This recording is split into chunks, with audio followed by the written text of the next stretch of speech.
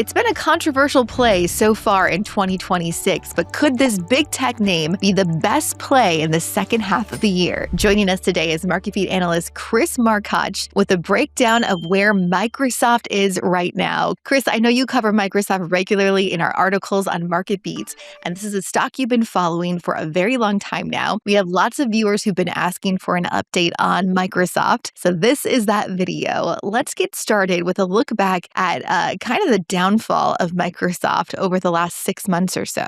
I don't necessarily agree with the idea that it's a downfall because I don't think the price action has had much to do with the fundamentals of the business. I think a lot of it has to do with price versus value.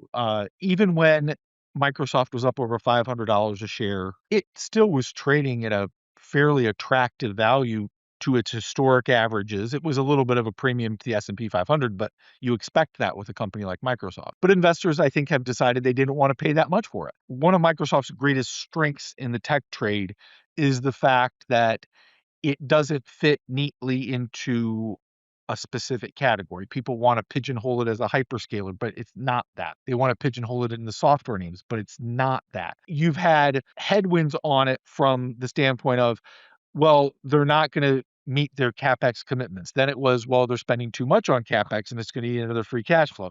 Then it was, well, they're going to be affected by the SaaS apocalypse and they're going to lose this. And now they're saying the last earnings report showed that actually Copilot is gaining seats. So they've been affected by a lot of cross currents. And I think a lot of it's just that it doesn't fit neatly into a lot of buckets. That's what I actually happen to like about it. And Chris, I know we have a lot to cover yet on Microsoft, but I want to say right here, I am choosing to add it to my Bridget's Buys watch list right now because I think it's an interesting time to be adding the dip on Microsoft and seeing how it continues to move over time.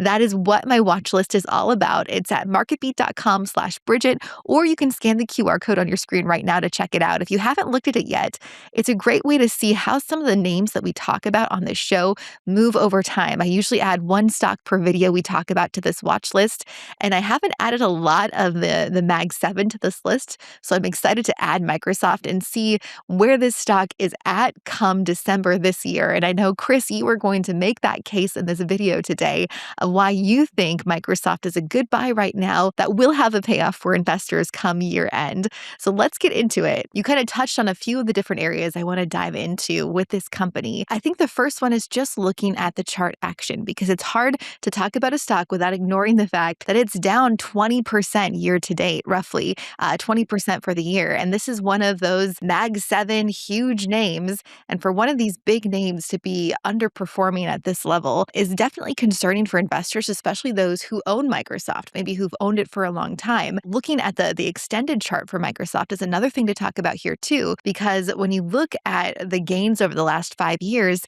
this stock has only gained investors a return of about 40% when you look at just the stock price. And that's not really keeping up with how much the S&P and the overall market has gained in the last 5 years. So there's some underperformance to look at in the chart. There's also that new bottom that it hit just last week, which is essentially what looks to be one of the lowest points the stock has seen since about 2023. So there's a lot to cover. What do you have to say about all of the price action in the chart, Chris? Throughout this entire 5 years, the 200-day moving average is still very much sloping up and gently to the right. The stock has found support at the 200-day moving average at every step along the way. There's some friction with that now, but it does look like that 200-day moving average is going to hold. The most telling thing is you're starting to see institutional money starting to flow back into Microsoft. And I think that's going to be one of the key drivers for the stock in the second half of this year. If you're looking for more up-and-coming stock ideas, make sure to check out this free special report right now. It's a list of 7 AI stocks to invest in today, written by MarketBeat's Thomas Hughes. It's a really interesting list, and you can find it for free by scanning the QR code or clicking the link in the description of this video today. And if you're looking for more stocks like the one you heard about in this clip, make sure to watch the full interview on our main channel. You can find that video right here.